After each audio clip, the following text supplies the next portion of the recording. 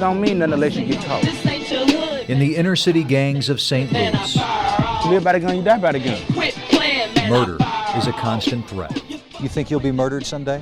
I'd rather not answer that question. Mike is a 20-year-old member of the Anderson Crips in North St. Louis. Gang, that's family.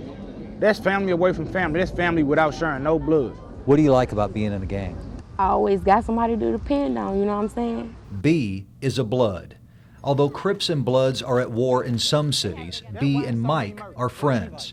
Like many gang members, they share the challenge of coming from broken families, devastated by violence. I got a big brother now in the penitentiary. What'd he do? Armed robbery. How old is he? About 25. You said you had 8 brothers, 9 brothers? 9 brothers. Any of them in gangs? All of them in gangs. B says her father died in prison. Her grandmother raised her and doesn't know she's in a gang. Your parents are supposed to raise you. Your parents are supposed to show you right from wrong and show you what you got to do. But when your parents is struggling so hard to pay rent, feed you and all this stuff, working 2 jobs, you rarely see your parents. The only time you see your parents is when they either cooking dinner or they sleep. You have to talk loud so that we can hear you. Sharon Williams Rayford has devoted her life to helping at-risk kids. 2 children later maltreated. Rayford and her 2 sons moved back into a troubled neighborhood, trying to help it heal. I wanted to show my kids that you can help somebody and be somebody at the same time. But her oldest son, William, nicknamed Mikey, wanted something else. He became a member of the Geraldine Street Crips. It hurts so bad. 2 months ago, Mikey was murdered. And when I lost my son, it was the first time in my life that I didn't want to be in that neighborhood. Now I'm afraid. I'm afraid. And it's sad to say, you know, that I would be afraid of the kids or the people in the neighborhood. But I am. I am. In St. Louis, gangs have had the most devastating impact on black families. That's because more than 90% of the gangs identified by St. Louis police are African American, and nearly all of their victims are also African American. Police have also identified Vietnamese and Bosnian gangs in South St. Louis and Hispanic gangs in South City, St. Louis County, and Fairmont City, among other areas. Many of these gang members have criminal records.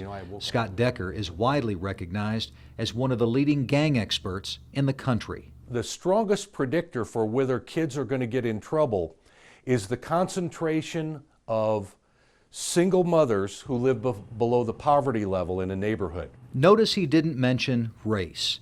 Although we rarely hear about white gangs, Decker believes white supremacists are active in St. Louis City, St. Louis County, and the Metro East, and they can be particularly difficult to combat. I think they're more dangerous in some ways because they're pretty well organized. They have older members. They come closer to resembling organized crime. Police say we hear more about black gangs because there are more of them and they are easier to find. For example, 30 members of the Geraldine Street Crips concentrate on the 4 blocks of 5,000 to 5,300 Geraldine.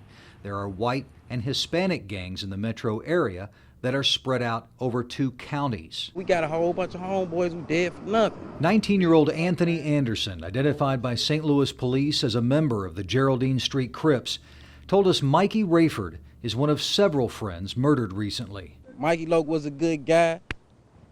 My brother Matthew Walker was a good guy.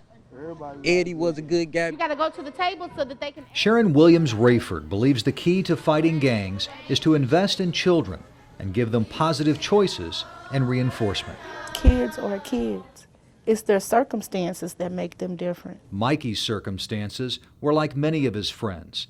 His father wasn't around much. His mother worked hard, and his friends carried far greater influence in his life. It takes a village to raise a child. It does, and our villages have fallen. Although she'll continue working with children, Sharon Williams Rayford closed her business on Geraldine Street and moved out of her home just a few blocks away. My biggest fear is that it'll happen to my other son. And I refuse to let it happen to